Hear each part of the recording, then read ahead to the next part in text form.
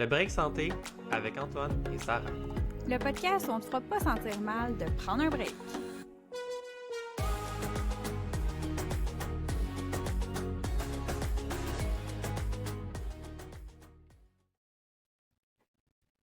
Salut Antoine! Salut Élise Carbonneau! Comment ça va? Allô Sarah, Ça va super bien, salut toi? Antoine. Yes!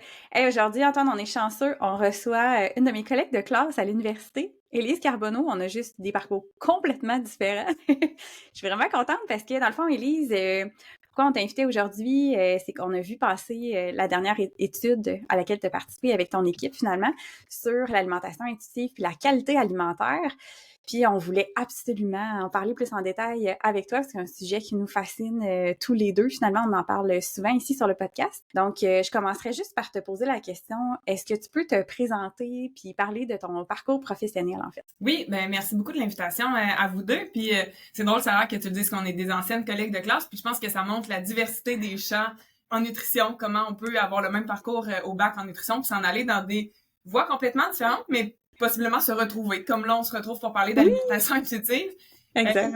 Ben justement, on a fait notre baccalauréat ensemble à l'Université Laval. Moi, ensuite, j'ai continué en recherche. Vers la fin du bac, j'ai fait un stage en recherche puis j'ai eu une illumination. Je m'attendais pas à ça dans le sens où je savais pas que j'avais une fibre chercheur en moi. Puis des fois, un peu pour rassurer les étudiants, je me plais à leur dire, tu sais, j'ai pas pris ce stage-là parce que c'était le stage qui m'intéressait le plus. C'était pratiquement parce que c'était celui qui me semblait le moins pire parce que les autres stages m'intéressaient. C'est plate à dire de même, tu sais, j'y allais un peu de reculons, mais finalement, j'ai mis le pied en recherche, puis ben j'y suis pas partie là, depuis 2012 que j'ai fait ce dernier stage-là. C'est ça a été une illumination en recherche de qu'est-ce qu'on peut faire, à quelles questions on peut répondre en recherche, les devis de recherche différents, et ça peut être surprenant, mais du moins dans le centre de recherche où je suis atterrie et je suis encore, de voir l'ambiance qu'il y a dans un centre de recherche, la convivialité, le partage entre les chercheurs, ce qui n'est pas le cas dans tous les centres de recherche. Je le nomme parce que je me sens privilégiée d'être dans un centre de recherche comme ça parce qu'il y a beaucoup de centres de recherche où c'est très compétitif. Bref, j'ai fait un stage à la fin de mon bac. J'ai décidé d'entreprendre une maîtrise suite à ça parce qu'il y a un projet de recherche que j'avais touché un peu pendant mon stage qui m'avait vraiment allumé. C'est un projet qui était dirigé par Véronique Provencher, qui a été une de nos professeurs au bac. C'est un projet qui portait sur l'étiquetage nutritionnel. Donc, à savoir si des personnes qui mangent un même plat préparé, nous, c'est préparé à la cuisine du centre de recherche, si les étiquettes qui sont dessus sont différentes, est-ce que les gens vont avoir une perception différente de ce qu'ils ont mangé, autant en quantité qu'ils vont en manger, puis autant est-ce qu'ils vont se sentir plus ou moins rassasiés par le même repas s'il est écrit, par exemple, le nombre de calories ou encore une allégation nutritionnelle, ou donc il n'y avait pas du tout d'allégation. Donc, j'ai fait ma maîtrise sur ce sujet-là. Et c'est pendant ma maîtrise que j'ai découvert la thématique de l'alimentation intuitive, un peu par hasard, parce que c'est un questionnaire qu'on faisait passer aux participantes, mais qui n'était pas dans mes variables de recherche. Ça faisait pas partie de mes analyses que j'allais faire, sauf que j'ai découvert ce principe-là en lisant le questionnaire qu'on faisait passer aux participantes. Fait que ça a commencé à me travailler un petit peu en derrière de la tête ce concept-là d'alimentation intuitive parce qu'à ce moment-là, c'était moins connu, puis on n'en parlait pas au bac. Nous, on n'a pas entendu parler de ça, on n'a pas eu de cours à ce sujet-là. Donc, c'est resté comme ça à ce moment-là. Ensuite, j'ai décidé de poursuivre au doctorat, ça semblait être une évidence pour moi. Donc, je suis restée encore à l'Université Laval, dirigée par Simone Lemieux. Simone, on l'aime. Oui. Bien sûr. Donc, j'ai travaillé sur un projet de recherche où on visait à caractériser la qualité de l'alimentation chez les Québécois. Donc, on a recruté 1000 Québécois dans le cadre de ce projet-là. C'était un gros projet dans le cadre duquel j'ai fait mon doctorat, mais il y a beaucoup d'autres études qui sont sorties de ça. D'ailleurs, l'étude dont on va parler aujourd'hui vient de ces mêmes données-là. Donc, on a recruté en 2015-2017 1000 Québécois à la grandeur de la province qui remplissaient plein de questionnaires alimentaires, sur des comportements alimentaires aussi, plein de questionnaires socio-démographiques et sur plein d'autres variables. Donc, moi, j'ai analysé beaucoup de ces variables-là dans le cadre de mon doctorat, entre autres les connaissances en nutrition, le soutien social des proches, l'environnement alimentaire, les types de motivation, les préférences de goût au niveau des aliments sucrés, salés. Donc, pour savoir si ces variables-là, c'était des variables qui étaient des déterminants de la qualité alimentaire des Québécois. Pendant mon doctorat, j'ai eu une petite, j'ai envie de dire, illumination. Là, c'est rien de nouveau, mais moi, c'est la première fois où j'étais vraiment en contact avec des résultats qui documentaient la thématique des inégalités sociales de santé. dans le sens où certains résultats qu'on a publiés, nous montraient que certains déterminants qu'on avait identifiés influençaient la qualité de l'alimentation de manière différente selon le statut socio-économique des gens. Par exemple, dans un article qu'on a publié sur le soutien des proches, on voyait que, dans le fond, nos proches peuvent être soutenants et peuvent aussi être non soutenants. Et on a des proches qui peuvent nuire à notre qualité alimentaire ou qui peuvent un peu dénigrer la qualité, la saine alimentation, peuvent nous amener à faire des choix moins santé, disons. Puis, ce qu'on a réalisé dans cette étude-là, c'est que les gens avec un niveau d'éducation plus faible étaient plus susceptibles d'être touchés par les actions non soutenantes de leur entourage. Donc, ils étaient plus susceptibles que leur entourage leur nuise dans leurs intentions de bien manger. Ça m'a vraiment comme tracassée parce que je me dis c'est plate que les gens qui sont déjà moins enclins à bien manger peuvent se faire nuire davantage par leur entourage. Puis on avait un autre résultat un peu dans le même genre où on voyait aussi que les gens qui avaient un niveau socio-économique plus faible, eux, on voyait une association plus forte entre leur connaissance en nutrition puis leur qualité alimentaire. Fait comme si chez ces gens-là, on a un plus grand potentiel d'améliorer leur connaissance qui va mener à une amélioration de leurs habitudes alimentaires. Donc, le fait de toucher à ces notions-là de différence au niveau du statut socio-économique, ça m'a donné le goût d'aller pousser un peu plus mes compétences, mes connaissances dans ce sujet-là. Donc, je suis allée faire un stage postdoctoral à l'Université d'Ottawa sur la thématique des inégalités sociales de santé. Puis là, je suis plongée aussi dans la thématique de la périnatalité. Donc, on a fait mon projet de postdoctorat, c'était vraiment en lien avec les femmes enceintes qui vivent dans des situations de précarité socio-économique, précarité migratoire. Donc, ça m'a ouvert ce pan de recherche-là aussi. Puis finalement, j'ai vraiment eu la chance de revenir rapidement à l'Université Laval avec un poste qui est ouvert en 2022. Donc, sur la thématique des inégalités sociales de santé reliées à l'alimentation principalement. Et à partir du moment où on est chercheur puis on a notre propre programmation de recherche, mais on peut aussi décider de faire les projets sur ce qui nous tente, ce qui nous allume. Ma programmation de recherche porte principalement sur les populations plus défavorisées, en contexte périnatal et dans d'autres contextes. Mais moi, j'ai gardé un petit côté alimentation intuitive que je poursuis depuis toujours. Et puis là, j'ai décidé de mener plus d'études sur cette thématique-là. Puis, entre autres, un des sujets, puis peut-être que je serais curieuse de vous entendre parler à ce sujet-là aussi, à savoir si l'alimentation intuitive, c'est une thématique qui peut être appliquée chez des gens qui ont un niveau socio-économique plus faible. C'est un des points sur lesquels je m'intéresse dans mes projets actuels. Donc voilà. C'est vraiment intéressant. Une longue liste, j'adore ça. Mais c'est vraiment des sujets de recherche qui sont fascinants en soi, puis ça fait tellement un beau parallèle avec ce qu'on voit en clinique, en fait, parce que oui, l'alimentation intuitive, ça s'est popularisé beaucoup dans les dernières années. Là, effectivement, nous, au bac, on n'a pas vraiment entendu parler, puis moi aussi, ça m'a intéressée rapidement en sortant du bac. Je me suis formée sur le sujet, mais on voit que là, la tangente... avec les années, ça a vraiment pris de l'ampleur, puis ça s'en va un peu dans tous les sens. C'est pas l'approche en tant que telle, mais comment l'approche a été interprétée, comment elle va être discutée sur les réseaux sociaux aussi. Puis on commence à voir justement dans nos rencontres individuelles, nos consultations, on voit un peu les effets des fois plus pervers finalement de cette façon-là de voir l'alimentation intuitive qui est pas, je vais revenir à la base, mais qui est pas la base de la vraie alimentation intuitive comme on l'aperçoit en tant que telle. On a perdu un peu le contrôle du message de cette façon-là aussi. Fait que oui, effectivement, tu sais, puis de là à... C'est ça, je me demandais aussi, tu sais, c'était quoi qui avait allumé c'était quoi l'hypothèse, d'où venait votre hypothèse de départ pour cette étude-là finalement, parce que c'est sûr qu'Antoine puis moi, quand on en a parlé puis on l'a vu, on s'est dit « Oh, OK, ça ressemble vraiment à ce qu'on voit de plus en plus aussi. » Puis je sais pas si on peut faire un lien comme une association avec le niveau de connaissance déjà des gens sur la saine alimentation puis le niveau socio-économique, mais c'est sûr que s'il y a pas beaucoup de connaissances, c'est pas en faisant l'alimentation intuitive que les connaissances vont arriver comme tout seul. Il y a beaucoup de gens qui vont se dire « Oui, mais je vais sentir le besoin de manger plus santé. » Oui, mais si t'as pas les connaissances pour faire les choix plus santé, ça viendra pas effectivement tout seul. Fait que c'est comme, vous l'avez nommé dans l'étude aussi, mais c'est une complémentarité en fait. Puis je trouve ça important parce que des fois, j'ai l'impression qu'on perd un peu le contrôle du message puis que c'est comme si la qualité nutritionnelle était plus importante.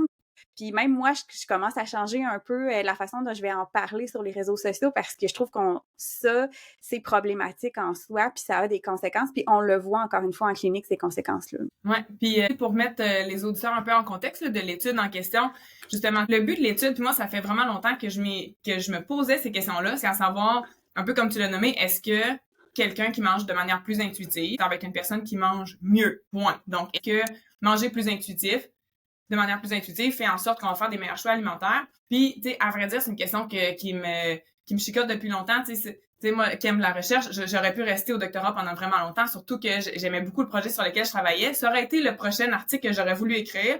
Finalement, ben, à un moment donné, il faut mettre un terme à différentes choses. Et là, au fond, en étant prof, puis là, je supervise un étudiant qui s'intéresse beaucoup à l'alimentation intuitive. Donc, c'est avec cet étudiant-là qu'on a décidé de ressortir ces données-là qu'on avait encore en collaboration avec Simone Lemieux, puis de les faire, ces analyses-là, à savoir si on regarde globalement dans la population québécoise, est-ce que les gens qui mangent plus intuitivement, puis j'ai envie de mettre des guillemets là-dessus, dans le sens, si selon nos questionnaires qu'on utilise en recherche ont un score d'alimentation intuitive plus élevé, on pourra en reparler après de la différence entre nos questionnaires puis la réalité, ben est-ce que ces gens-là mangent mieux? Puis encore là, on pourrait remettre des guillemets. Est-ce que ces gens-là ont un score de qualité alimentaire plus élevé tel qu'on est capable de le mesurer dans la recherche? Je le dirai pas de même tout le temps, là, mais c'est des choses qu'il faut garder en tête quand on parle de littérature scientifique. Parce que souvent, on veut vulgariser, puis on y va avec des associations claires. C'est jamais aussi clair que ça. Est-ce que moi, je mesure réellement l'alimentation intuitive? Je le sais pas. Oui. Je le mesure du mieux qu'on est capable de faire en ce moment avec les outils de mesure qu'on a. Est-ce que je mesure réellement la qualité alimentaire? Je le sais pas. Je le mesure du mieux que je peux faire en ce moment avec les outils qu'on a. Fait que c'est toujours ça qu'il faut garder en perspective quand on parle de résultats de recherche. Moi, je suis capable de le faire parce que c'est une étude que j'ai menée. Quand je lis les travaux d'autres personnes, je suis pas toujours capable de mettre ce contexte-là parce que je connais pas tous les outils. Puis tout ce qu'il y a derrière ça aussi. C'est facile quand t'es pas dans le contexte de dire « Ah, mais il aurait dû utiliser telle affaire, c'était plus précis, il aurait dû poser telle question. » Mais comme chercheur, on s'en pose des questions puis on essaie toujours d'avoir les outils qui vont nous amener le plus précisément l'information qu'on veut, mais c'est là qu'on voit des lacunes. Puis je trouve ça intéressant ce que tu disais, Sarah, parce que ça amène à un autre projet, puis je reviendrai vous en parler quand on aura les résultats. Oui, certainement. Parce qu'en fait, un de nos questionnements quand on parle d'alimentation intuitive et de qualité alimentaire, moi, je reviens toujours aux nutritionnistes qui travaillent avec des clients en me disant, tu sais, moi, j'ai fait un petit peu de pratique clinique aussi pendant le début de mes études graduées. Fait que j'ai eu un peu d'expérience avec des clients puis avec l'approche intuitive chez les gens. Moi, ce que je me dis, c'est que là, avec l'ampleur que prend le concept d'alimentation intuitive dans la pratique des nutritionnistes et qui semblent en voir des effets vraiment positifs dans leur clientèle au niveau, oui, des comportements alimentaires, de la relation avec le poids, de la relation avec les aliments, mais qui semblent aussi voir un effet positif sur la qualité alimentaire. Là, je me dis, si ça, on le voit en clinique, en pratique, avec les nutritionnistes sur le terrain, est-ce qu'on est capable de le voir aussi en recherche? Fait que moi, c'est un petit peu ça le lien que j'ai envie de faire. Puis comme on le voit dans la recherche, puis on en reparlera un peu plus, que c'est pas super clair ce lien-là entre qualité alimentaire et alimentation intuitive. Un projet qu'on est en train de mener sur lequel j'ai une étudiante à la maîtrise qui travaille, c'est à savoir comment les nutritionnistes, du moins sur les réseaux sociaux, on a ciblé Instagram comme réseau social, comment les nutritionnistes partagent des contenus sur l'alimentation intuitive. Fait que c'est quoi les contenus qui sont partagés? C'est quoi les phrases qui sont dites? Comment les messages sont formulés pour que la population générale y ait accès? Et cette population générale-là, à qui ensuite on fait passer des questionnaires quand on recrute des gens pour nos études. Parce que j'ai l'impression qu'il y a un peu de téléphone arabe dans le sens où beaucoup de nutritionnistes vont faire des messages sur l'alimentation intuitive. Les gens vont les lire plus ou moins intéressés, dans le sens où quelqu'un qui est très intéressé va peut-être le lire et le percevoir d'une manière différente que quelqu'un qui en a jamais entendu parler. Eux autres vont intégrer ça un petit peu dans leur mode de vie, ça va fonctionner ou pas, ça cadre ou pas avec leurs habitudes alimentaires. Puis ensuite, ils essayent de mettre ça en pratique. Ou encore, on les recrute par hasard pour une étude, puis on leur fait passer des questionnaires. Puis là, c'est ces gens-là qu'on a. Fait que nous, pour faire le parallèle, là, ce qu'on est en train de faire, c'est qu'on a...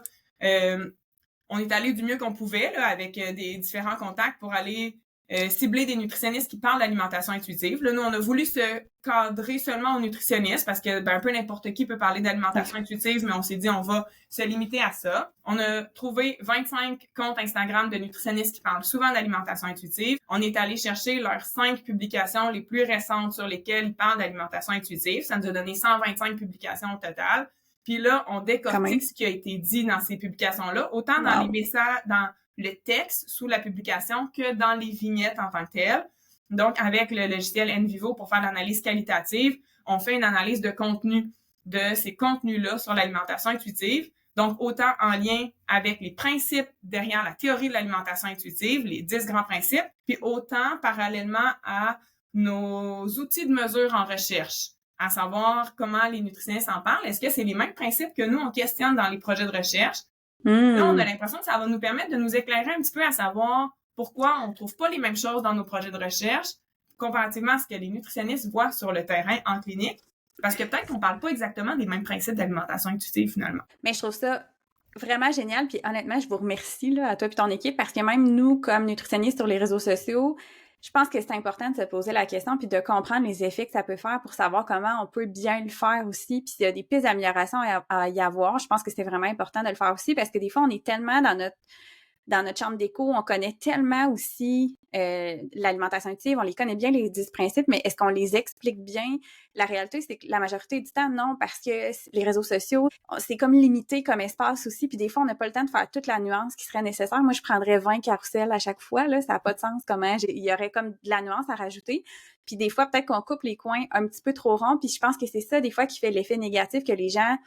puis moi, je le vois en clinique, là, honnêtement, avec ma clientèle, là, puis Antoine aussi, t'en vois beaucoup, là, où les gens vont comme percevoir que finalement, ah, OK, fait que dans le fond, ça, tu sais, ça, il n'y a pas de problème, puis OK, mais tel aliment, fait que tout est permis. Ça déroule vite à, on s'éloigne de ce qu'est la vraie alimentation intuitive, mais les gens perçoivent que, OK, fait que moi, je peux manger des aliments très peu nutritifs plusieurs fois par jour, puis ça n'aura pas d'impact sur ma santé tant que je la mange en quantité que j'ai besoin. Puis comme, attends, c'est pas ça l'alimentation intuitive, mais en même temps, on est quand même responsable du message qu'on envoie aussi, puis ça fait partie beaucoup de mes réflexions professionnelles dans la dernière année. Antoine est tout au courant de tout ça. J'ai passé par plein de gammes d'émotions.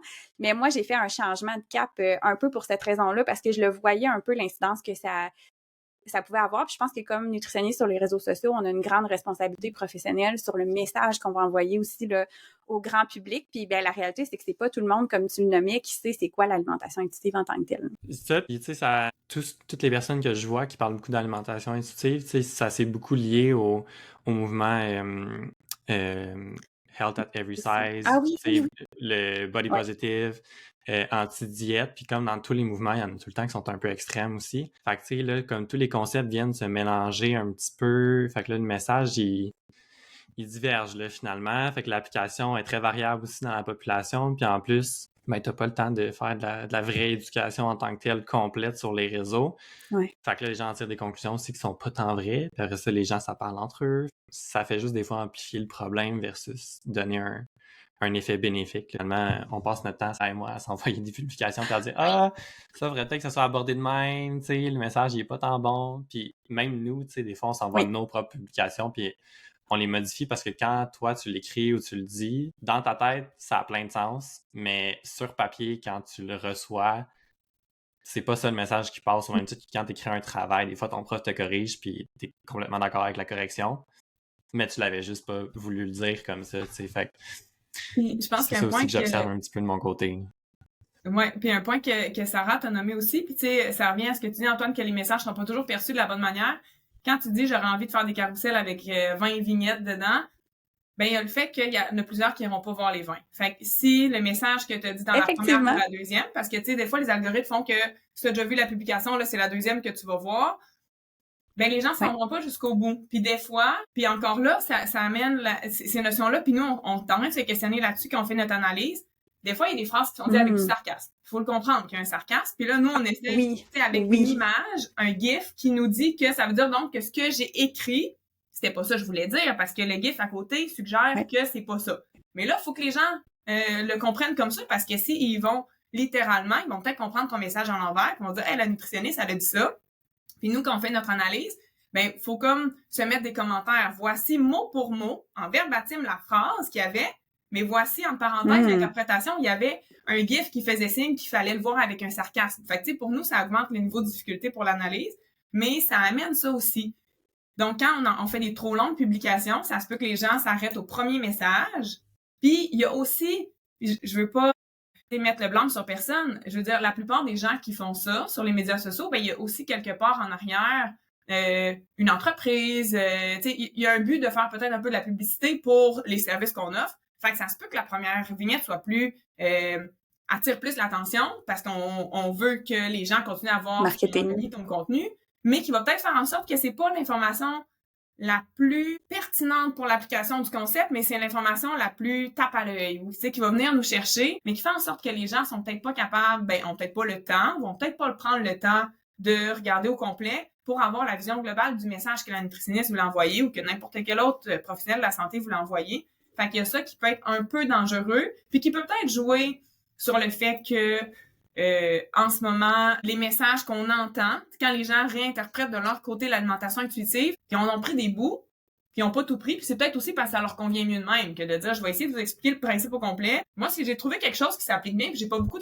besoin de faire des changements dans ma vie, ça se peut que j'arrête avec ce principe-là, parce que je me conforte dans mes habitudes actuelles.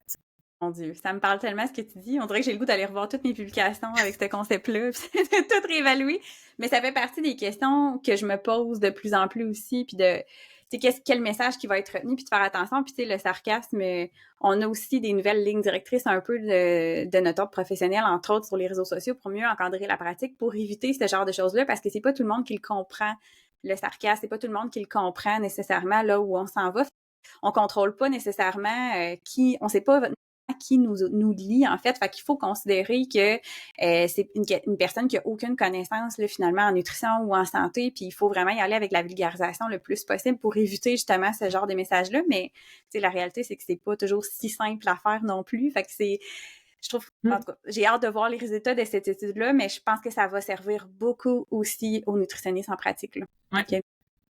Puis, tu sais, cette interprétation-là des messages, ça m'amène à un point que j'avais envie de discuter avec vous, puis que je l'ai nommé un petit peu tantôt, avec le fait que nos outils de mesure sont les meilleurs qu'on est capable d'avoir à ce jour, mais qui ont des lacunes. Puis, un des points importants, ça fait longtemps qu'on traîne ce problème-là, j'ai envie de dire, avec les études sur l'alimentation intuitive, c'est de réussir à faire un questionnaire que quand les gens vont y répondre, on va réellement avoir un reflet de l'alimentation intuitive. Puis, tu sais, vous serez pas surpris si je vous dis que le point qui nous tracasse le plus, qui fait des résultats les plus questionnables, j'ai envie de dire, c'est la notion dans les questionnaires, on appelle ce principe-là la permission inconditionnelle de manger, qui vient chercher les principes d'alimentation intuitive relatifs aux règles alimentaires, au fait qu'on peut manger ce qu'on veut, qu'il n'y a pas d'aliments interdits, qu'il n'y a pas de bons ou mauvais aliments. T'sais, dans le fond, pour vous expliquer un peu comment on les mesure, il y a 10 grands principes d'alimentation intuitive. Puis nous, dans les outils de mesure, on a 4 sous-échelles d'alimentation intuitive. Donc, dans notre questionnaire, celui qui est le plus utilisé à ce jour, il y a 23 items qui sont divisés en 4 sous-échelles. Donc, il y a notamment la permission inconditionnelle de manger qui est un des grands principes d'alimentation intuitive. Donc, de se dire, justement, si j'ai envie d'un aliment, je vais le manger. Il n'y a pas d'interdit. Je peux manger les aliments que je veux quand je les veux. Il n'y a pas de règles alimentaires, de pas suivre de diète, tout ça. Puis j'en reviendrai après sur cette sous-échelle-là. Il y a une sous-échelle ensuite qui parle de manger pour des raisons physiologiques plutôt qu'émotionnelles. Donc, on parle toute de la notion justement d'alimentation émotionnelle, que les aliments devraient servir principalement à répondre à nos besoins du corps plutôt que pour gérer nos émotions, puis d'essayer de trouver d'autres manières que l'alimentation pour gérer les émotions. L'autre sous-échelle, c'est d'avoir confiance en ses signaux de faim et de satiété pour déterminer la quantité, le moment où manger, les aliments qu'on va manger. Donc là, c'est vraiment le respect des signaux, manger quand on a faim, arrêter quand on arrive à satiété, ce genre de principe-là. Puis le dernier, qui est plus récent un petit peu, qui a été ajouté aux échelles d'alimentation intuitive en 2013, qui est la congruence entre les besoins du corps et les apports alimentaires.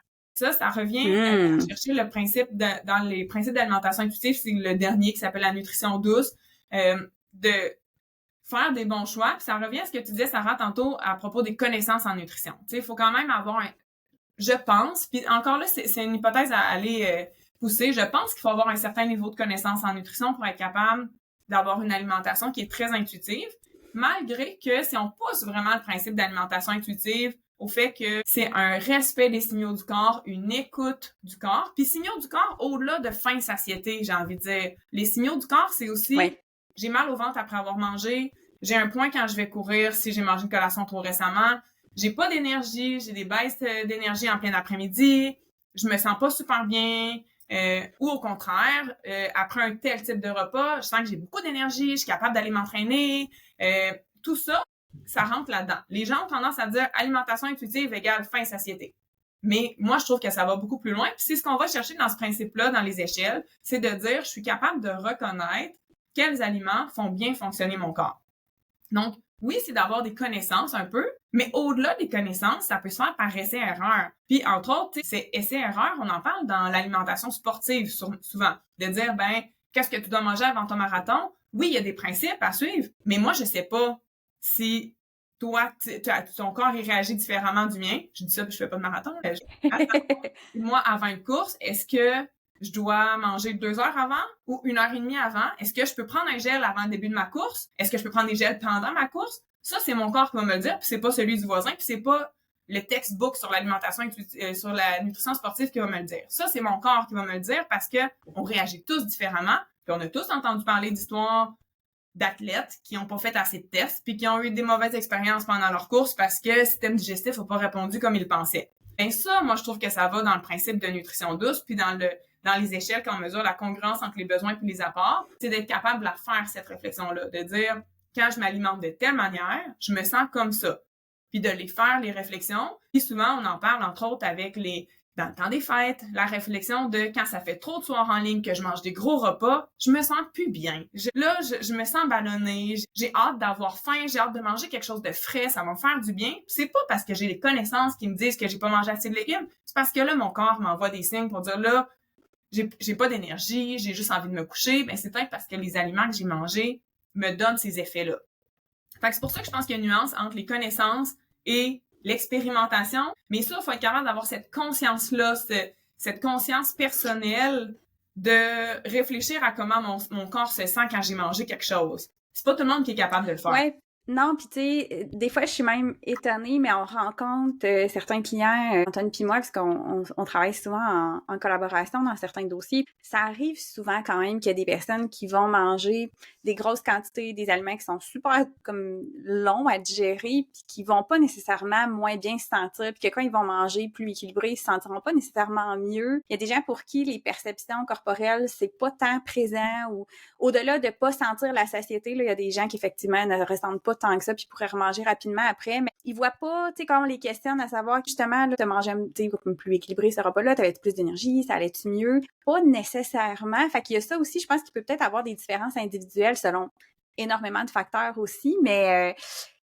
ça va être intéressant à voir un peu justement ce que ça nous amène comme résultat, parce qu'il y a peut-être des gens qui répondent mieux que d'autres aussi. T'sais, je pense qu'en nutrition, il faut se rappeler qu'il n'y a jamais de one size fits all. Je pense que pour l'alimentation intuitive, ça s'applique bien aussi. Il y a des gens à qui ça fonctionne vraiment bien, puis honnêtement, c'est vraiment un outil que j'utilise beaucoup quand on travaille la relation avec la nourriture. C'est super intéressant, mais dans d'autres contextes, peut-être que ça s'applique moins bien à certains types de personnes ou certains types de personnalités, puis je pense que c'est correct aussi dans ce sens-là. Là. Puis tu sais, je pense qu'il y a des gens qui ont de la misère à faire des liens, puis d'autres qui ont plus de facilité. Tu sais, il y en a qui vont dire « Ah oui, moi, toutes les fois que je mange telle affaire, je me sens exactement comme ça. » Puis tu sais, pour la plupart des gens, j'ai envie de dire, on a un mode de vie trop occupé pour être capable de réaliser ça. Tu sais, je veux dire, je te demande ce que tu as mangé hier soir, ça se peut que ça te prenne une couple de secondes pour y penser. Mais il y a des gens qui peut-être n'en font pas assez de liens. Dans le sens, quelqu'un pourrait juste dire « Ah, moi, j'ai vraiment beaucoup de brûlements d'estomac. Moi, j'ai toujours des brûlements d'estomac. » Mais sans réaliser que, ben, quand tu manges du bacon, quand tu manges,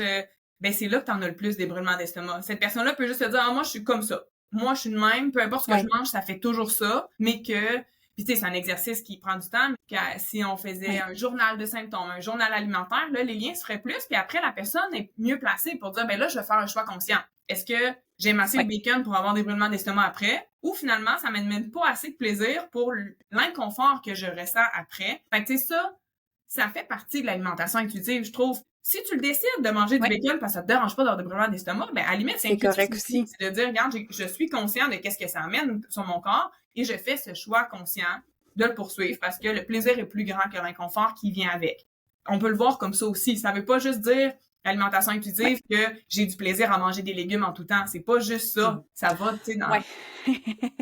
dans tous les... Mais en fait, ça revient au choix libre et éclairé, puis... mais c'est fait de façon justement éclairée. Fait qu'on fait ces liens-là. Mais oui, 100%. Totalement. Bon, tantôt, je vous parlais des limites qu'on a avec nos outils de mesure, puis justement le principe de la permission inconditionnelle de manger. Un des items qui est utilisé dans cette échelle-là pour essayer de mesurer à quel point les gens n'ont pas de règles alimentaires ou justement ne s'interdisent pas certains aliments, on a un item qui dit « Je me permets de manger les aliments dont j'ai envie sur le moment ».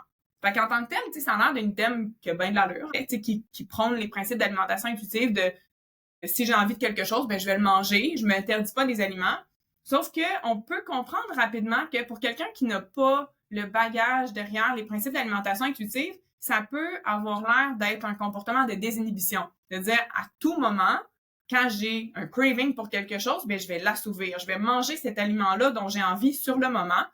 Puis, c'est ce qui nous suggère que c'est peut-être mal compris parce que dans la littérature, depuis plusieurs années, dans les articles qui sortent sur l'alimentation intuitive, il y a 4 sous-échelles des outils de mesure. Ben, il y a toujours cette sous-échelle-là de permission inconditionnelle de manger qui présente des résultats contraires à ce qu'on s'attendrait, qui va souvent même à l'encontre des autres principes. Alors que c'est supposé être une échelle globale du grand concept d'alimentation intuitive, bien, on voit que les sous-échelles se comportent pas toutes de la même manière, puis que souvent, celle-là de permission inconditionnelle de manger est associée négativement à des facteurs psychosociaux, par exemple, auxquels on se serait attendu qu'il y ait une association positive pour les principes d'alimentation intuitive en général. Fait que c'est un peu tannant, c'est un peu surprenant, mais pas tant que ça, parce que c'est vrai que si on les regarde avec un bagage de théorie de l'alimentation intuitive, ce qui est écrit là-dedans, ça a de l'allure. Mais si on les regarde à froid, sans contexte, c'est peut-être pas clair pour tout le monde. Donc, c'est comme si l'alimentation intuitive, pour l'instant, la manière qu'on l'évalue dans les études, c'est comme si ça prendrait une mise en contexte. Ça prendrait un petit audio, va écouter le 2-3 minutes sur qu'est-ce qu'on décrit, c'est quoi l'alimentation intuitive, puis après répondre aux questions.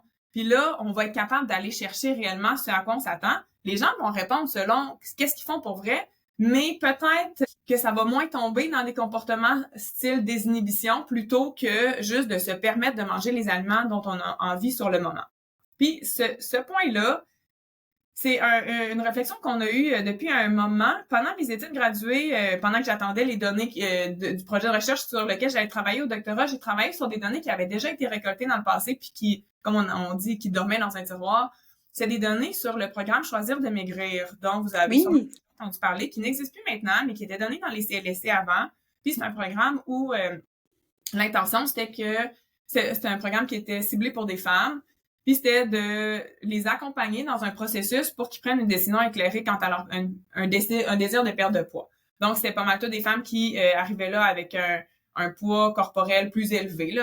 Même si on n'aime pas tout à fait l'IMC, là, mais en tout cas, t'es un IMC de surpoids ou d'obésité, avaient un désir de perte de poids, mais qu'on voulait les accompagner pour savoir s'ils veulent vraiment perdre du poids puis de quelle manière ils pourraient améliorer leurs habitudes de vie sans nécessairement perdre du poids. Cette intervention-là est basée sur les principes d'alimentation intuitive. Si ma mémoire est bonne, les femmes étaient rencontrées à 8 reprises, des rencontres de groupe, il y avait aussi des petits devoirs individuels à faire où on leur expliquait les principes d'alimentation intuitive. Puis quand on a analysé les données de un groupe de femmes, on avait, si ma mémoire est bonne, à peu près 300 femmes qui avaient fait l'intervention, puis on avait un groupe contrôle aussi qui était des femmes qui s'étaient inscrites pour choisir de maigrir mais qui n'avaient pas de place dans leur région et qui étaient sur une liste d'attente. Donc, vraiment, les femmes qui peuvent ressembler le plus possible à celles qui étaient vraiment dans l'intervention. On avait des mesures avant l'intervention, à la fin si ma mémoire est bonne, 12 semaines d'intervention, puis un suivi plus tard, 1 an plus tard, pour savoir si, comment ils scoraient sur les questionnaires d'alimentation intuitive,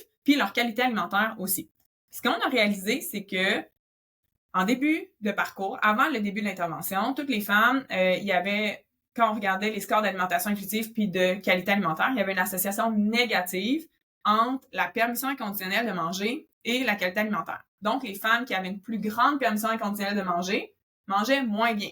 Fait que là, on tombe un peu dans le désinhibition de si je veux manger, je mange des aliments dont j'ai envie sur le moment, puis peut-être plus dans les comportements négatifs reliés à l'absence de règles alimentaires. Mais ce qu'on voyait, c'est que après l'intervention de Choisir de maigrir, cette association-là n'était plus là, puis même tendait à être positive.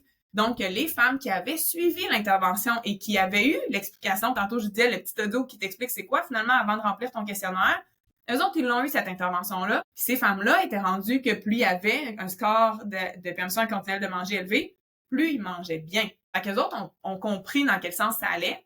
Alors que dans notre groupe contrôle, c'était toujours la même histoire, que c'était associé négativement ou neutre, mais que c'était pas associé avec quelque chose de positif. Là où ça nous a sonné une cloche de dire, il y a quelque chose qui est mal compris, qu'on fait juste remplir les questionnaires, mais que si quelqu'un est là pour t'expliquer c'est quoi, donc le rôle de la nutritionniste en pratique clinique, puis c'est peut-être là aussi que ça explique pourquoi les nutritionnistes en pratique clinique ont du succès avec cette approche-là, mais que nous, quand on passe nos questionnaires dans une population générale qui n'a pas eu d'intervention, on n'a peut-être pas les mêmes associations. Mais en même temps, je trouve ça intéressant parce que, tu sais, les gens qui voient passer les messages sur les réseaux sociaux puis qui consultent pas en nutrition nécessairement, ça reste que c'est cette population-là quand même. Fait que même d'un point de vue professionnel de la santé qui publie sur les réseaux sociaux en lien avec ça, tu sais, ça amène quand même des belles réflexions, puis des réflexions qui sont importantes à avoir. Puis ça fait le pont vraiment avec l'étude que vous avez fait aussi, où c'est ça un peu la question que vous vous êtes posée. Est-ce que la qualité de l'alimentation va comme dans le même sens que l'alimentation intuitive? Donc, est-ce que quand j'ai une alimentation intuitive davantage, je respecte plus les principes, est-ce que ma qualité alimentaire, je fais des choix plus intéressants pour ma santé, dans le fond? Puis, je te relance la balle, Antoine, de ce côté-là pour aller dans les conclusions que tu avais ressorties de l'étude. Ouais, ben c'est ça. Fait que dans le fond, Élise, j'ai été un élève assidu. J'ai lu l'entièreté de l'étude. Puis j'ai ressorti les points clés là, que j'ai vus. J'aimerais les mentionner. Là. J'ai pris les mêmes catégories que vous avez mis dans l'étude. Ouais. Puis si tu fais comme commenter pour donner du contexte là, par rapport aux conclusions. Je suis sûr que tout le monde nous comprend bien. Yes. En même temps, ça va donner un peu plus de concret à notre auditoire qui ne sont pas dans le domaine, qui sont probablement un petit peu perdus en ce moment. Avec nous qui capotons notre vie sur un sujet bien précis. Exact. Donc, dans la catégorie alimentation intuitive et caractéristiques individuelles, le premier point, ça serait que les hommes mangent plus intuitivement que les femmes, ce qui serait probablement expliqué par un meilleur score en fait, dans la sous-catégorie de se permettre de manger inconditionnellement, là, comme tu viens de parler, sans restriction. Puis aussi du fait que les hommes ont une approche plus relaxe et centrée sur le plaisir que les femmes au niveau là, de l'alimentation. Puis ce qui ressortait de ça, en fait, c'était que merci la société, mais les femmes ont plus d'insatisfaction corporelle et de pression sociale, ce qui mène à des restrictions et des diètes pour modifier leur apparence dans un but d'essayer d'avoir plus de satisfaction corporelle, ce qui amène moins d'alimentation intuitive, là, finalement. Ouais, exactement. Puis tu sais, ça, j'ai envie de dire que malheureusement, on n'était pas surpris de ça du tout. C'est assez un consensus dans la littérature scientifique sur l'alimentation intuitive en ce moment. Dans la majorité des études, les hommes ont des scores plus élevés que les femmes. Pas toujours dans toutes les sous-catégories de nos échelles, mais c'est assez répandu. Puis en effet, on pense, tu sais, autant on peut avoir, puis on sait pas exactement comment ça transparaît dans leurs habitudes à la maison. On peut se douter que de manière générale, les hommes ont un peu plus de détachement par rapport à ce qu'ils mangent et ont moins la perception que ce qu'ils mangent va influencer nécessairement leur corps puis le reste de leur vie finalement.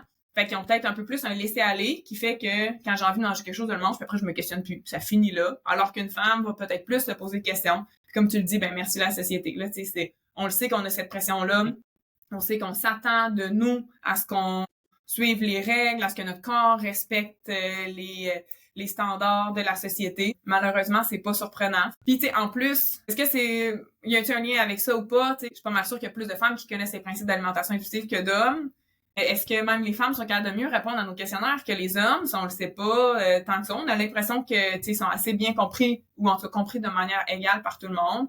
T'sais, on aurait pu s'attendre à ce que si les femmes en entendent plus parler, parce que, tu sais, on disait depuis tantôt sur les médias sociaux, c'est bien beau que ces messages-là sont au grand public sur les médias sociaux, mais tu sais, les algorithmes font que si tu t'y attardes une fois plus longtemps, tu vas en avoir plus de messages, puis sans vouloir être trop genrée dans mes propos, je m'attends à ce qu'il y ait plus de femmes qui vont s'attarder à ces principes-là, puis peut-être juste par le fait qu'il y a bien plus de nutritionnistes femmes. On sait que c'est une profession vraiment plus féminine, fait que tu sais, peut-être que les messages des femmes rejoignent plus les femmes. On est un peu dans ce cercle vicieux-là aussi, qu'on n'ira peut-être pas toucher tout le monde par nos messages, même si c'est des messages qui se veulent grand public et qui veulent aider tout le monde. Ouais, ça me fait penser justement à Sarah. En consultation avec des hommes, des femmes me demandent, c'est comme un peu un lien facile, tu sais, finalement, c'est con, mais tu sais, ça prend des points en commun là, quand tu es en accompagnement de quelqu'un en consultation, tu sais, fait que effectivement, ce que tu mentionnes là, c'est un fait qu'on peut facilement observer fréquemment en clinique. Oui, tout à fait. Et à l'inverse aussi, des fois, dans d'autres professions. Ouais, non, c'est ça, 100%. Puis, Antoine, je voulais juste rebondir sur le résultat dont tu as parlé. Tu sais, ce qu'on a voulu regarder dans cet objectif-là, c'était aussi de voir si les autres caractéristiques sociodémographiques étaient associées ou pas au niveau d'alimentation intuitive. Puis, tu sais, il y a pratiquement rien d'autre, là, tu sais. C'est vraiment plus le genre. Il y a certaines études où on trouve des relations avec l'âge, mais encore là, ça dépend tellement parce que des fois, les jeunes sont plus intuitifs parce qu'ils en entendent plus parler. Des fois, c'est les plus vieux qui sont plus intuitifs parce qu'ils sont comme rendus à... Lâcher prise. je suis tannée là, de me soucier de tout ce que je mange. J'ai envie, c'est ça, d'avoir plus de lâcher prise.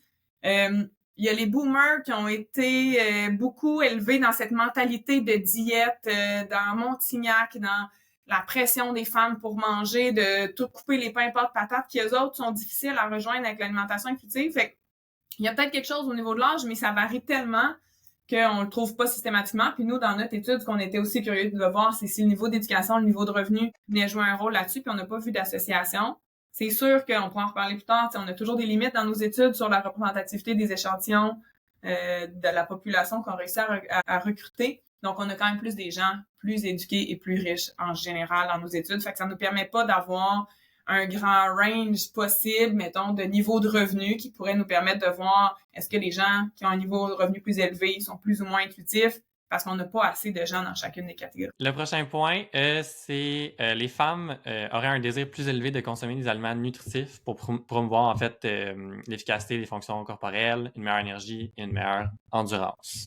Ben tu sais, ça c'est des points qu'on soulève dans la discussion pour essayer d'expliquer nos résultats qui sont pas nécessairement je te dirais que c'est pas ce que les résultats que notre étude démontre, c'est nos suggestions pour essayer d'expliquer ce qu'on a comme résultat. Puis c'est peut-être pour cette raison, entre autres, quand si on revient à la notion de que les femmes sont moins intuitives que les hommes, si les femmes ont tendance à plus faire des choix toujours plus réfléchis, c'est peut-être là qu'on rentre dans le moins intuitif, malgré que c'est là où ça peut amener les femmes à peut-être avoir une meilleure congruence entre leurs besoins et leurs apports, qui est une des sous-échelles de l'alimentation intuitive, où on peut penser que si elles sont plus portées vers les aliments santé, ben est-ce qu'elles en voient les effets sur leur corps ou elles sont juste convaincues parce qu'elles ont les connaissances pour savoir que c'est des aliments qu'il faut manger? C'est là la distinction. T'sais, on peut manger ces aliments-là de manière très intuitive, on peut manger ces aliments-là de manière très restreinte. Et c'est là ce qui puis c'est ça. C'est ce qui arrive souvent chez les femmes. C'est dur à distinguer parce que souvent, il y a des femmes qui vont mettre ça sous le couvert de l'alimentation intuitive, mais finalement, c'est une manière de se restreindre, mais de se sentir bien en disant qu'elles font parce qu'elles sont intuitives puis elles savent que ça amène que c'est ça, que ça leur amène des bienfaits. Merci de l'explication. Effectivement, tu sais, ça prend toujours un contexte à qu'est-ce qu'on dit, tu sais, puis tu sais, juste vite de même, tu sais, là, dans ce contexte-là, bon, les femmes ont un désir plus élevé de consommer des aliments nutritifs pour promouvoir, mais tu sais, il y a une différence entre aussi qu'est-ce que tu réponds dans un questionnaire puis ta motivation réelle, là, j'ai l'impression, là. Souvent, dans les consultations, tu sais, ils vont dire qu'ils le font pour telle raison, femmes et hommes, puis finalement, quand tu creuses, c'est juste qu'ils pensent que c'est ce que tu veux entendre, mais, ou tu sais, mettons, quand je demande c'est quoi ton objectif principal, je veux me remettre en forme pour avoir plus d'énergie puis être en santé. Puis là, je suis tout le temps comme, OK, fait que ton vrai objectif, c'est quoi? Ben, je veux perdre du poids. Je suis comme, fait que c'est juste ça, tu sais, c'est correct. Souvent, il y a comme plein de choses qui se mélangent ensemble, j'ai l'impression. Oui, puis c'est ce qu'on appelle souvent le biais de désirabilité sociale, puis c'est un gros point qu'on a toujours dans nos recherches. Puis tu sais que d'emblée, on a l'impression un peu que les femmes sont plus à risque de ça, mais puis qui fait que pour les chercheurs, c'est difficile de développer des outils et d'avoir la conviction que ce qu'on mesure, c'est la bonne chose parce que il y a des gens qui vont répondre aux questions, lisent la question, y répondent. Puis il y a des gens qui lisent la question, qui l'interprètent, qui réfléchissent, qui se demandent qu'est-ce qu'on veut entendre, puis que là, ils vont répondre. Des fois, moi, je l'ai pas fait personnellement, mais j'ai entendu des gens qui, pour valider des questionnaires, ils regardent le temps de réponse. Plus la personne prend du temps à répondre, ben plus on peut s'attendre à ce qu'elle... Ben, soit que ça veut dire que la question était pas claire, puis qu'il a fallu qu'elle en lise 3 fois. Ça nous amène peut-être une idée sur le fait que nos questions sont pas claires, ou que la personne a réfléchi longtemps pour être sûre de donner la bonne réponse. Est-ce que c'est parce qu'elle s'est questionnée en dedans d'elle pour vraiment répondre la bonne chose, ou c'est parce qu'elle a eu le temps de se dire je répondrai ça, mais j'ai l'impression que c'est pas la bonne réponse, fait que là, je vais répondre ça pour que ça soit mieux. Fait que c'est ça. Puis on l'a. Il y a des projets de recherche pour lesquels, puis d'ailleurs, nous, on l'a pas regardé pour celui-là. Il y a des questionnaires de désirabilité sociale. Puis j'ai les données pour cette population-là à l'étude. On fait passer ces questionnaires-là pour avoir une idée du niveau de désirabilité sociale des gens, pour ensuite pouvoir peut-être utiliser cette donnée-là comme covariable ou comme variable d'ajustement pour se dire est-ce qu'on est capable de faire en sorte que nos résultats représentent mieux la réalité si on met dans l'équation le fait que certains ont un plus grand niveau de désirabilité sociale que d'autres. Mais encore là, ben c'est encore des questionnaires. Fait que même sur les questionnaires de désirabilité sociale, Il y a des gens qui peuvent y répondre de manière, tu sais, en changeant leur réponse de manière volontaire. Fait que, tu sais, Ouais, facile. semblant dire, ben non, je fais pas ça, moi. T'sais. C'est ça. Mais c'est très humain comme réflexe, là. Peu Oui, importe ben oui. qui, là, tu sais. C'est ça. C'est pour ça que, tu sais, je vais faire juste une petite parenthèse ici parce qu'en ce moment, on fait quelques projets aussi pour savoir si nos questionnaires sont bien compris, puis si les gens y répondent bien, puis on peut pas faire ça pour la population en général quand on recrute 1000 personnes, par exemple, mais là, juste pour être sûr que nos questionnaires sont bien compris, on utilise une technique qui s'appelle une technique d'entretien cognitif où on rencontre des gens, puis plutôt qu'ils remplissent ces questionnaires individuellement chez eux, on les rencontre en individuel. On demande à la personne de lire la question, de donner sa réponse. Et mettons, c'est sur une échelle de 1 à 5. Puis ensuite, on lui demande de nous expliquer comment elle a répondu, comment elle a fait son choix de la réponse qui peut aller de fortement en désaccord jusqu'à fortement en accord. Fait que là, si elle répond 5, fortement en accord, mais là, on va peut-être demander pourquoi fortement et pas juste en accord pour qu'elle nous explique un peu. Puis des fois, on va leur demander de reformuler dans leurs propres mots la question qu'on leur a posée. On va leur demander de donner des exemples d'aliments auxquels ils ont pensé pour savoir si la réflexion derrière leur réponse était la bonne. Donc, on fait ça avec, tu sais, on fera pas ça, comme je dis, avec 1000 personnes. Habituellement, on essaie de le faire avec 15 à 20 personnes pour un questionnaire. On passe toutes les questions. Si, après l'avoir fait au complet, on le fait au début avec 5-6 personnes, mettons, ben là, si on voit qu'il y a plusieurs questions que les gens interprètent pas de la bonne manière, ben là, ça va nous amener à reformuler certains items. Après, une fois qu'on a reformulé, ben on le repasse encore à 4-5 personnes. On réécoute tous leurs commentaires qu'ils ont dit pour chacune des questions. Puis là, par itération, on finit par avoir un questionnaire qui est un peu plus clair, un peu plus ciblé. C'est pas tous les chercheurs qui prennent le temps de le faire. Mais moi, j'ai développé beaucoup de questionnaires pour lesquels on l'a pas fait, mais en ce moment, on s'y attend beaucoup. Pour les questionnaires d'alimentation intuitive, justement, pour s'assurer que ça va dans le bon sens. Si je continue avec la catégorie alimentation intuitive et qualité alimentaire, bon, les 2 prochains points, c'est quand même quelque chose que tu as expliqué beaucoup, qu'il n'y aurait pas vraiment d'association claire, finalement, entre le score total d'alimentation intuitive puis le score de la qualité alimentaire. Ouais. Ensuite, il y a aussi le fait que il y aurait une étude qui a montré une association négative entre l'alimentation intuitive et la qualité alimentaire chez les femmes, mais que ces résultats ne tenaient pas après un programme, notamment celui de Choisir de maigrir qui avait un accompagnement et d'éducation. Ouais. Ça, c'est les 2 premiers points que tu as déjà parlé. Oui, puis tu sais, si je peux en rajouter un petit quelque chose là-dessus, tu sais, le but, nous, de faire cette étude-là, c'était entre autres parce que quand on regarde ce qui existe en ce moment dans la littérature, il y a, tu sais, globalement, j'aurais envie de dire que en général, la littérature nous démontre qu'il n'y a pas tant d'associations. Puis si on va pousser un peu plus loin, ben on va trouver une étude qui dit que chez les hommes, les fruits et légumes s'associent à l'alimentation intuitive, mais pas chez les femmes. Ah, ben une autre étude qui dit que chez les femmes, il y a une association négative, mais pas chez les hommes. Ah, une autre étude qui est juste faite chez des étudiants universitaires qui ont vu une association. Fait que tu sais, c'est comme du compte-gouttes, puis au total, si on les met toutes ensemble, ben il n'y a pas d'association claire. Fait que c'est pour ça qu'on voulait, nous, se re-questionner à se dire, mais si on recrute 1000 personnes d'une population plus générale, plutôt que d'aller chez juste des femmes ou juste des étudiants, on a peut-être plus de chances d'avoir un portrait représentatif. Et aussi, si on avait des outils de mesure, depuis tantôt, on parle d'outils de mesure plus standardisés, entre autres pour la mesure de la qualité alimentaire, qu'on avait peut-être plus de chances de voir des vraies associations s'il y en a. Et en effet, nous, j'ai envie de dire que le résultat principal de notre étude, ça pourrait être que on n'a pas vu d'association entre l'alimentation intuitive et la qualité alimentaire quand on regarde de manière globale. Là, c'est peut-être là que tu t'en allais, puis je vais te devancer. Mais que si on sous-divise, là, nous, on a vu une association négative entre la permission inconditionnelle de manger et la qualité alimentaire. Fait que les gens qui se donnent plus cette permission-là, qui n'ont pas d'aliments interdits, qui mangent ce qu'ils veulent quand ils veulent, qui évitent pas certains types d'aliments, eux autres vont manger avec une moins bonne qualité alimentaire, mais par exemple que pour la sous-échelle, la congruence entre les besoins du corps, ou comme on appelait tantôt la nutrition douce, quand on est conscient de l'effet des aliments sur notre corps, ben les gens qui scorent élevé pour cette sous-échelle-là, eux autres ont une qualité alimentaire meilleure. Mais tu sais, pour imager globalement, si on a une sous-échelle qui a une association négative, une sous-échelle qui a une association positive, ben si on fait la moyenne des deux, ben c'est là où on a une association qui est bien nulle, bien droite. Donc, c'est pour ça que au total, on n'a pas vu d'effet, mais que clairement, il se passe quelque chose dans les sous-échelles, soit il y en a qui sont peut-être mal comprises ou que ça nécessite des explications qu'on ne peut pas donner quand on passe des questionnaires. Mais Je trouve que ça remet beaucoup en lumière. Je reviens avec Choisir de maigrir avant versus le après. Tu sais, je pense que quand il y a des vraies connaissances sur ce que c'est vraiment l'alimentation intuitive puis les principes puis que les gens comme puissent progresser là-dedans, quand il y a une forme d'accompagnement, je pense qu'effectivement, puis c'est un peu ce qu'on voit en clinique, on voit des côtés positifs, mais quand c'est juste on fait juste mentionner ça sur les réseaux sociaux, les gens font juste lire un peu puis penser ce que ça peut être, mais pas avoir nécessairement le portrait global puis toutes les connaissances puis l'accompagnement nécessaire, ben ça peut peut-être avoir un effet pervers aussi. Puis en tout cas, c'est une hypothèse, je pense, qui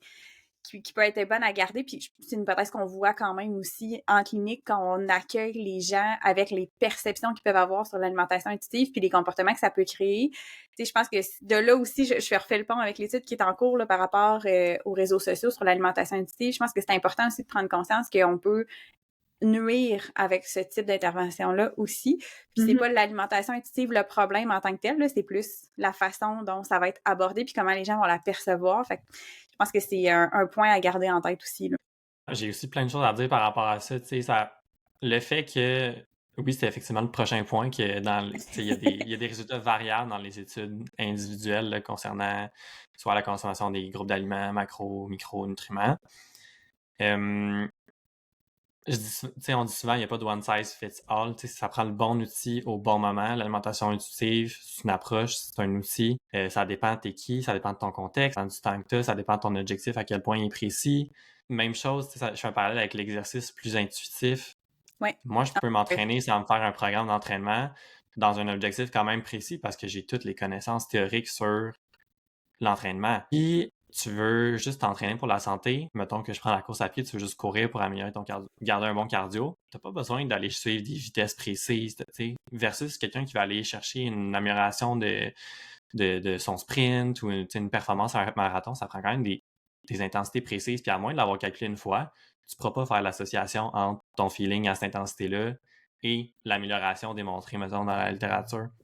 Idem avec l'alimentation, c'est pas juste des connaissances sur l'alimentation intuitive en tant que telle, ça prend, c'est des connaissances nutritionnelles, point barre, pour bien appliquer l'alimentation intuitive aussi. Fait que c'est comme un mix des deux, je trouve que ça prend vraiment beaucoup. Tu peux pas demander à quelqu'un de courir avant d'avoir appris à marcher non plus. Souvent, on dirait qu'il y a comme des étapes qui sautent, surtout quand ils sont pas dans des bureaux des professionnels de la santé puis qu'on prend juste l'info sur les réseaux sociaux. Appliquer les principes de l'alimentation intuitive sans aucune connaissance nutritionnelle, il y a des bonnes chances que ça fonctionne pas super bien, tu sais.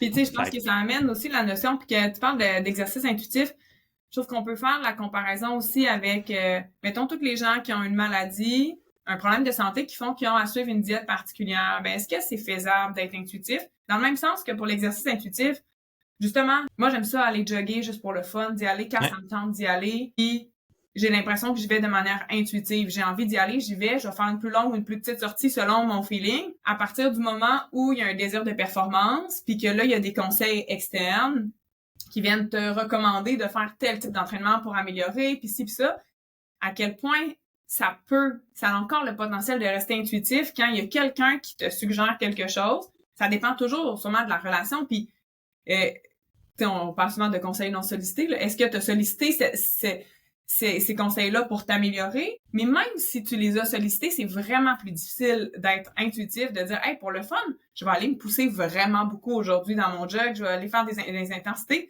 C'est moins plaisant physiquement. Fait que tu sais, un peu de la même manière qu'avec l'alimentation, tu te dis « Ben, quelqu'un qui a pas de problème de santé. » Puis, je vais rajouter à ça, je me permets de rajouter qu'il n'y a pas de problème de poids. Tu sais, on va se dire, il n'y a pas de... Ça n'existe pas un problème de poids en tant que tel, on a envie de décortiquer, mais quelqu'un qui a un corps qui correspond aux standards de la société, qui n'a pas ce souci-là constant et qui n'a pas de problème de santé, ben c'est quand même plus facile d'être intuitif que quelqu'un qui vit dans un corps plus gros, qui a un problème de diabète de type 1, qui est intolérant au gluten. Ben cette personne-là veut pas, faut qu'elle se pose des questions tout le temps. Quand elle va au restaurant, elle peut pas prendre ce qu'elle a envie de prendre, faut qu'elle prenne quelque chose qui sera sans gluten. C'est vraiment plus difficile. Puis même si la personne, c'est avec toute sa volonté, puis c'est juste pour être en santé, qu'elle, tu sais, elle a pas envie d'avoir des problèmes avec son intolérance au gluten, elle va respecter ça. Fait que c'est pas une restriction volontaire nécessairement, mais ça amène toujours ces questionnements-là. Puis c'est là où on peut se demander, est-ce que c'est même possible d'être intuitif dans un contexte comme ça? Autant pour l'alimentation que pour l'exercice. Oui, c'est ça.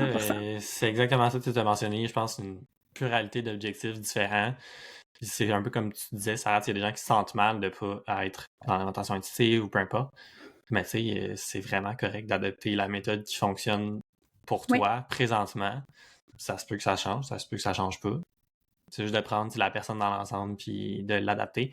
Ça revient aussi, je pense, pourquoi on a beaucoup de succès plus en clinique que dans les études. Pour tout ça, c'est qu'il y a un accompagnement quand même serré, que nous, on peut mettre à profit nos connaissances plus théoriques pour aider la personne à le faire, parce que la vérité, c'est que tout le monde a le temps de faire des heures et des heures d'éducation, que ce soit dans les livres, dans des webinaires ou peu importe. Puis j'aimerais ajouter que même en clinique, on en fait de l'éducation nutritionnelle aussi. Là. Tu sais, quand on est dans l'approche alimentation intuitive, il y a quand même un volet, un principe qui parle que c'est pour prendre soin de sa santé. Fait que des fois, ça prend des connaissances de l'éducation nutritionnelle pour prendre soin de sa santé. C'est juste que ça sera pas en mode c'est jamais ça ma pratique de toute façon, même si on n'est pas dans un contexte alimentation intuitive, ça sera jamais en mode culpabilité ou ça, c'est vraiment interdit, tu n'as pas le droit de. C'est juste, non, voici un peu ce que tu disais, Elise, tantôt, voici les faits, puis après ça, tu prends ta décision. Tu sais, autant dans les sensations corporelles que dans la valeur nutritive, voici, par rapport à l'équilibre du reste de l'alimentation. Puis là, tu fais un choix conscient, puis on te fait pas sentir coupable ou une moins bonne personne parce que tu fais ce choix-là. Tu sais, je pense que c'est ça la nuance aussi dans l'approche plus positive, mais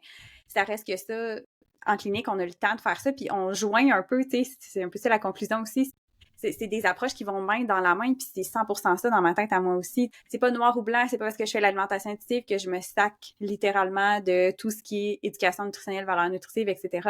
Mais c'est pas parce que je m'intéresse à la valeur nutritive que l'alimentation intuitive est pas possible du tout. Au contraire, le seul bémol que je vais mettre, par contre, c'est que les gens oublient souvent ou ne savent pas, parce que des fois, ça peut être perçu comme ça sur les réseaux sociaux. Ça n'est pas une approche de perte de poids. Fait que si les gens embarquent dans l'alimentation intuitive en se disant « je vais retrouver mon poids naturel en faisant ça, donc je vais perdre du poids », il faut faire attention. Là, c'est un message qui s'est vu beaucoup.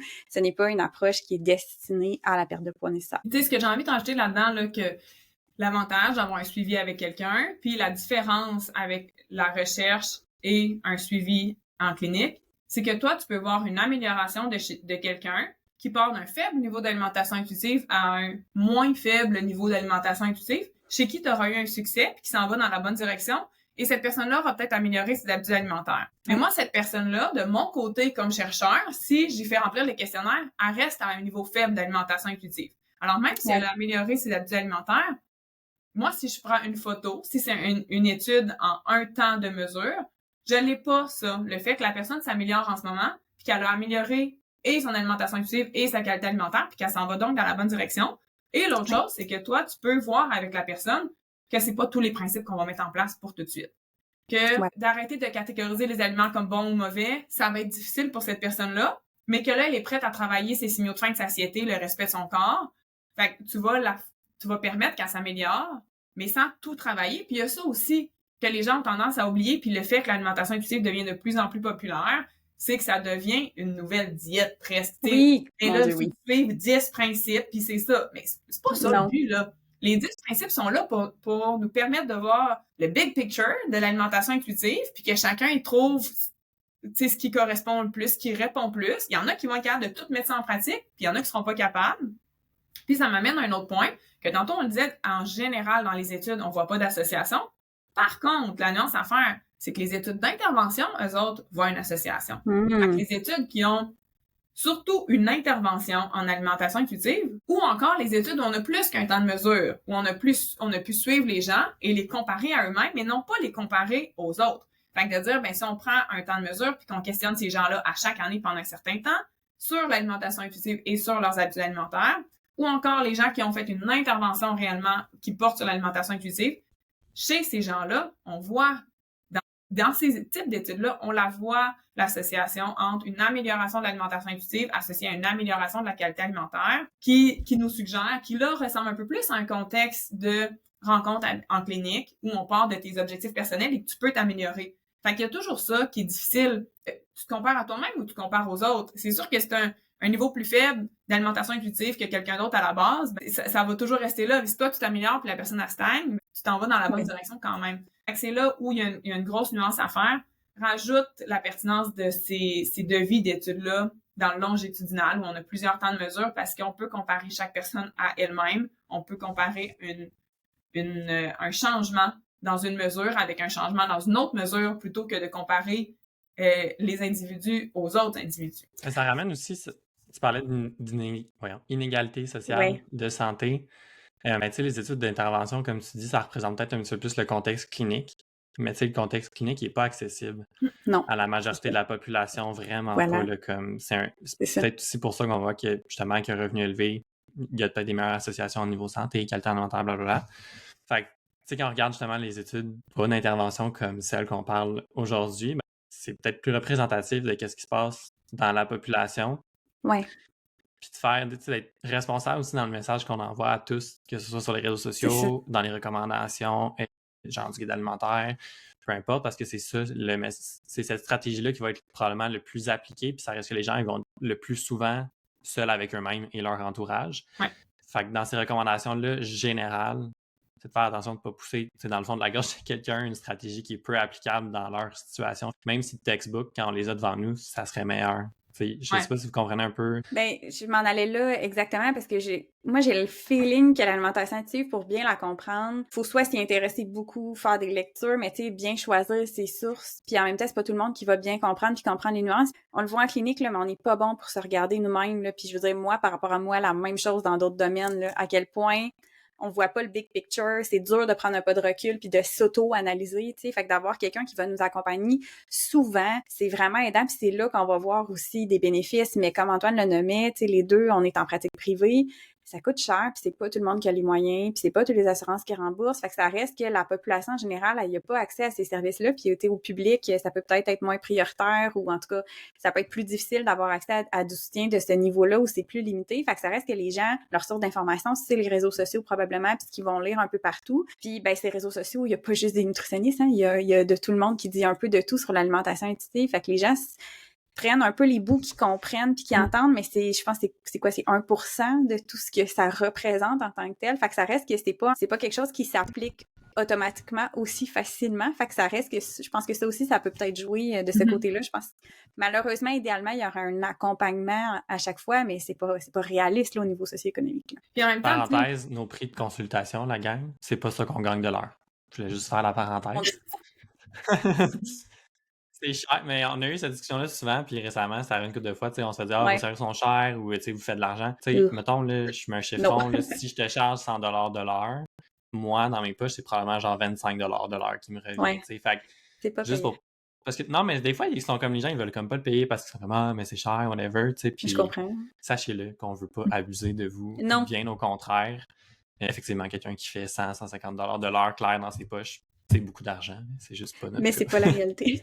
Ça nous ferait tellement plaisir de charger 25$ de l'heure pour accompagner plus de gens. Je pense que toutes les professionnels de la santé au privé, on le ferait si on pouvait, mais c'est juste impossible, sinon on survit pas.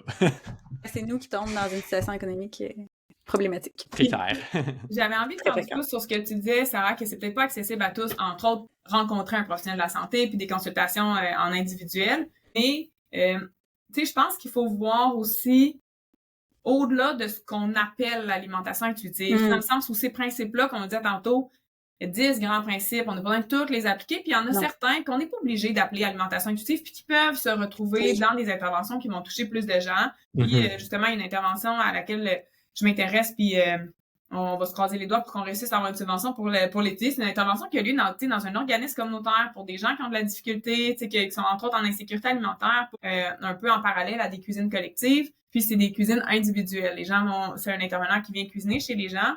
Sans connaître le principe d'alimentation intuitive, les autres, ben, ils en font quand même. Ils apprennent aux gens le plaisir de manger, le plaisir de recevoir des gens à la maison, la fierté de servir un repas que tu as fabriqué toi-même à des gens autour de toi, d'en parler avec eux, d'être conscient des effets des repas que tu manges. Puis c'est pas tous les principes d'alimentation intuitive, puis l'intervention est pas basée là-dessus. Puis moi, quand je regardais leur intervention, moi, j'en voyais des principes d'alimentation intuitive derrière tout ça. De la même manière que le guide alimentaire canadien. C'est ça que j'allais dire.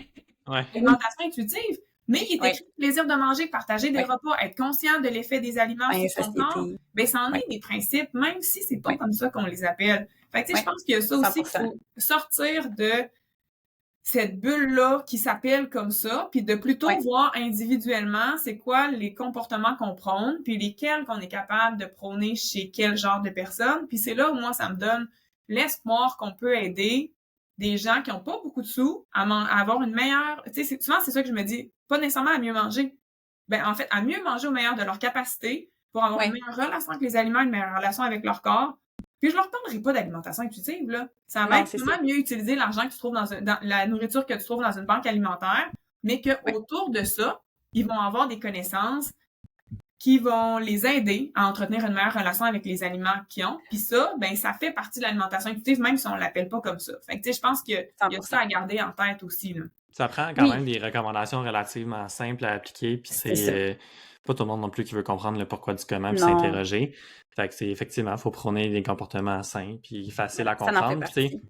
on a parlé des deux extrêmes, tu sais, ceux qui consultent souvent au privé puis ceux qui vont dans les banques alimentaires pour pouvoir se nourrir. Mais tu sais, il y a comme tout le monde aussi au milieu que eux, ben, ils vont pas nécessairement consulter au privé, mais ils sont pas non plus dans les banques alimentaires. Tu sais, toute cette diversité-là de gens que les mêmes conseils finalement peuvent un peu s'appliquer, la Oui, base reste la même. 100%. Tu sais, je l'ai dit souvent, bien manger, ça peut être simple. Puis on a l'impression que c'est pas simple, mais la réalité, c'est très simple. C'est juste qu'on se pose trop de questions des fois. Puis il C'est faut ça. revenir à la base le plus possible. Tu sais. Mais c'est vrai que ces messages-là, tu sais, c'est bon, puis tout le monde peut les... Tu sais, je pense qu'on on a avantage à les mentionner plus aussi, puis à sortir, tu sais, ça en va là, c'est complètement différent, mais c'est très, très important aussi de pas rester dans la culpabilité, dans les aliments interdits, tu sais, juste dans les grands messages, d'éviter de dire, ben ça, on devrait pas manger ça c'est pas permis, parce qu'on le sait, sans parler d'alimentation intuitive, même si ça en fait partie, on le sait, là, l'effet de la restriction cognitive, ce que ça peut amener chez pas mal de monde, en tout cas, chez certaines personnes,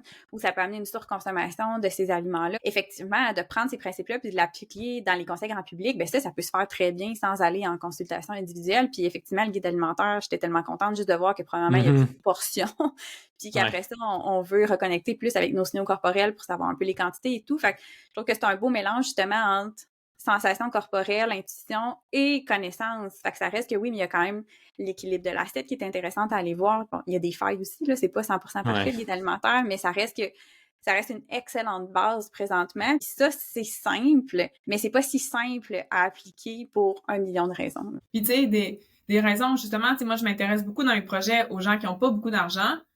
Des fois, j'ai envie de leur dire, vous faites les choix les plus intelligents possibles, là. Tu sais, à la limite, j'ai envie d'appeler ça des choix intuitifs parce que au-delà d'amener les bons nutriments dans le corps, c'est les meilleurs choix que tu peux faire dans le contexte. Puis tu sais, je les disais dernièrement, puis je trouvais ça vraiment intéressant qu'ils appelaient ça comme ça.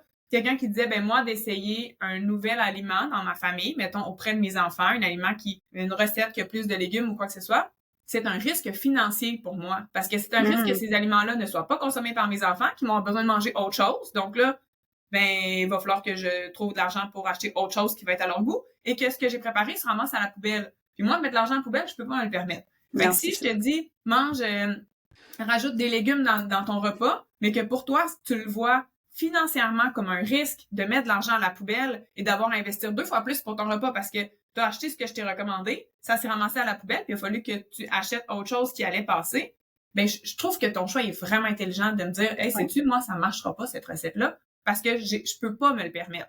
Mais après ça, c'est de donner les outils aux gens pour dire de quelle manière tu peux essayer d'intégrer le plus possible d'aliments un peu plus santé ou de légumes dans des recettes où il y aura pas ce risque-là, finalement, que ça se ramasse à la poubelle. Fait que c'est fou comment la réalité des gens rentre en ligne de compte, puis faut y penser quand on fait des recommandations, parce que pour bien des gens, nos recommandations vont rentrer dans une oreille, vont ressortir par l'autre en disant, regarde, ça dont tu parles, ça marche pas avec ma réalité, fait que je t'écouterai pas. Mais en changeant le discours, c'est là où on a des chances que une partie de notre discours reste entre les deux oreilles parce que on est plus proche de la réalité ou c'est plus applicable.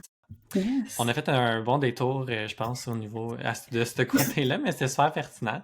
Yes. Si je nous ramène à la dernière catégorie que vous avez discuté, alimentation intuitive et indicateurs physiques de la santé, honnêtement, c'est pas très long à jaser.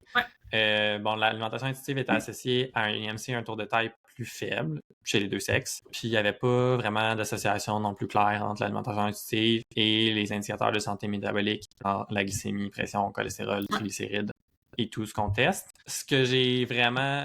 vous l'avez mentionné, en fait, dans les études aussi, c'est que, tu sais, on ne sait pas, la direction de l'association, elle va dans quel sens. Tu sais, c'est mentionné à la fin, ça, de l'étude, puis quand je le lisais au début, c'est direct ça que je me disais, c'est l'œuf ou la poule. Est-ce que les gens qui ont une IMC plus faible puis un tour de taille plus faible sont juste moins préoccupés par leur poids et donc ont moins tendance à s'intéresser à l'alimentation dans un désir de contrôler leur poids, leur apparence, tu sais, ou bien ceux qui appliquent ces concepts-là ont tendance à avoir une IMC puis un tour de taille plus faible à cause de ça, tu sais. Fait on dirait qu'on le sait pas, mais potentiellement, je pense que ça va varier. Tu sais, j'ai observé des gens que il est dans un corps dans l'IMC plus sain finalement, puis ils ont juste jamais porté attention à leur alimentation, puis intuitivement, ils mangent relativement bien, équilibré, parce qu'ils ont une bonne génétique, ils ressentent bien leurs signaux, parce que leur contexte familial leur a appris des comportements alimentaires plus sains. Une bonne connaissance.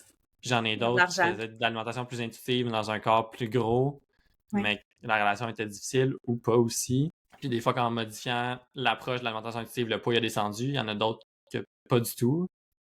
Fait que tu sais, c'est comme tellement variable de ce que j'observe. Je sais pas vous, qu'est-ce que vous pensez de ces résultats? Ben moi, ça a toujours été ma question, la poule ou l'œuf. Exactement comme tu l'as dit, que est-ce que c'est ça? Est-ce que l'alimentation intuitive amène un IMC plus faible? Est-ce que les gens qui ont un IMC plus faible sont plus capables d'intégrer les principes d'alimentation intuitive à leur vie? Ou comme tu le dis, sont juste moins préoccupés par cette question-là. Il y a des gens qui n'ont pas le nuage gris au-dessus de leur tête qui leur dit « Fais attention à tout ce que tu manges, fais attention quand tu manges avec d'autres gens qui vont te juger parce que tu es en train de manger ça, puis tu as un tel poids corporel, tu es en train de dire telle affaire, quelqu'un te dit de faire attention. » Tu sais, puis on en parle souvent, là, le privilège de la minceur. Puis tu sais, des fois, c'est même rendu prôné de faire un statement. J'aurais peut-être dû faire au début de notre discussion, de dire, ben, tu sais, conflit d'intérêts, je me retrouve dans le privilège de la minceur. Puis moi, mon discours est par rapport à ce que moi je vis et ce que j'observe autour de moi, mais je pense,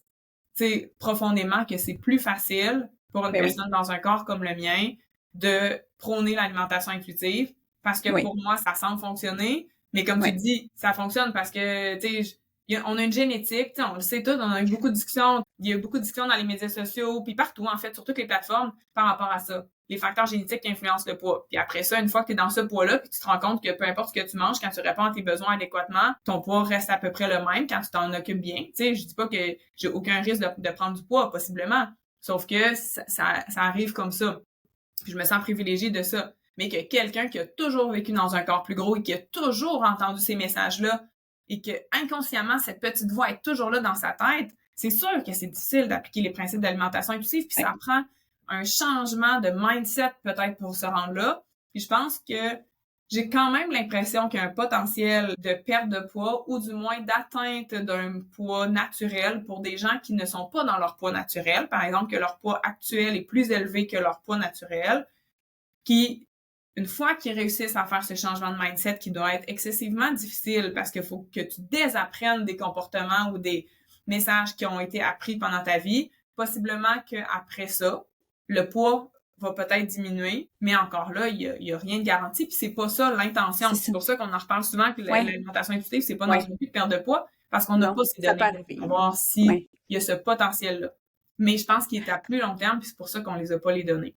Que si quelqu'un gagne à retrouver un poids plus naturel via l'alimentation intuitive, ça va se faire sur vraiment une plus longue période, puis c'est plus dur à documenter après. Oui, puis il y a plein de cofacteurs à rentrer en ligne de compte aussi, parce qu'il y a une perte de poids, des fois il y a un réajustement de la faim qui correspond pas vraiment à la faim réelle, fait que ça aussi, tu sais, ça devient touché, puis comme personne mince, on le vit pas, puis je le vois beaucoup là chez ma clientèle que ou des fois, c'est juste, mais ce poids naturel-là, il est comme trop élevé peut-être par rapport à ce que moi j'aurais souhaité, ou ce poids naturel-là, il fait que j'ai un foie gras, j'ai la stéatose hépatique, je suis à risque de développer une cirrhose dans quelques années, ou j'ai d'autres problématiques, puis on me dit qu'une perte de poids, ça pourrait aider. Ça devient, c'est ça, tu sais, tout ça, nous, on le vit pas, tu sais, fait que ça devient comme difficile aussi à conceptualiser, mais pour ça, il y a des gens qui me disent, des fois, j'ai l'impression d'avoir échoué l'alimentation intuitive, mais c'est tout ça qui est tout mélangé finalement, puis c'est pas ça, c'est juste que est-ce que c'est vraiment ça, est-ce que c'est vraiment l'approche pour toi, est-ce que c'est vraiment le choix que tu vas faire selon ce que toi tu veux, ce qui te convient, fait que bref,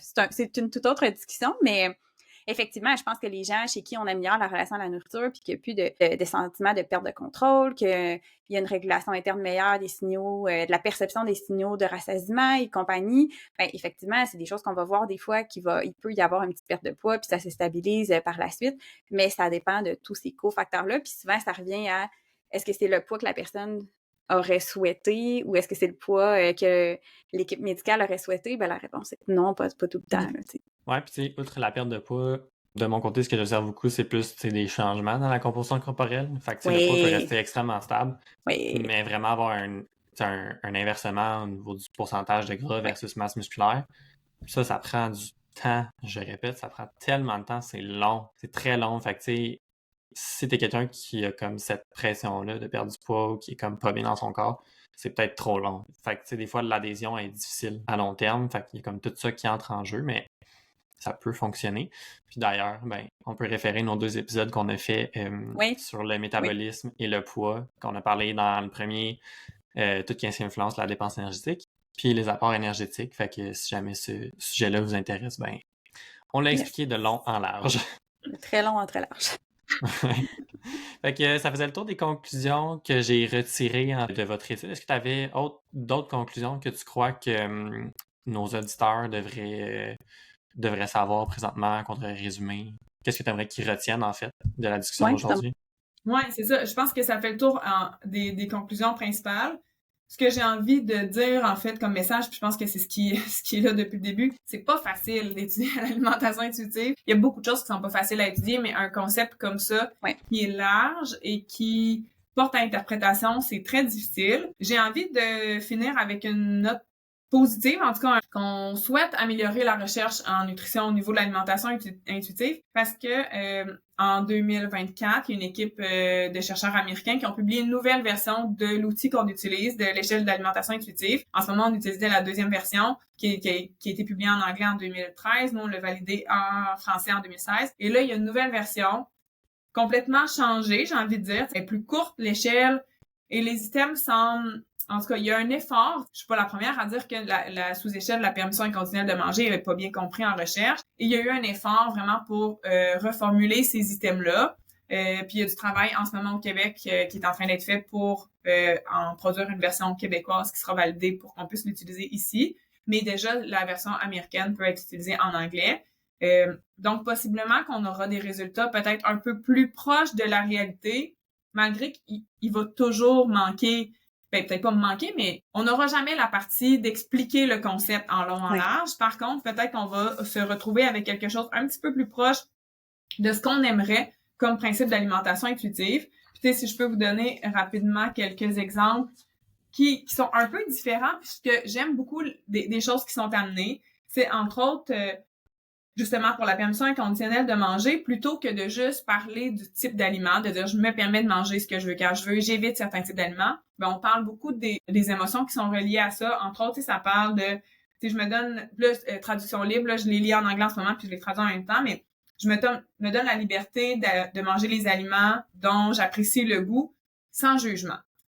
Fait qu'il y a l'aspect sans jugement qui est intéressant qui soit rajouté. Il y a d'autres items qui sont sans culpabilité, sans me sentir mal. Fait qu'il y a ça qui a été rajouté pour qu'on s'éloigne un peu de juste je ne mange pas d'aliments riches en gras ou fait on a peut-être quelque chose qui s'en vient dans les prochaines années pour améliorer la recherche qui est faite.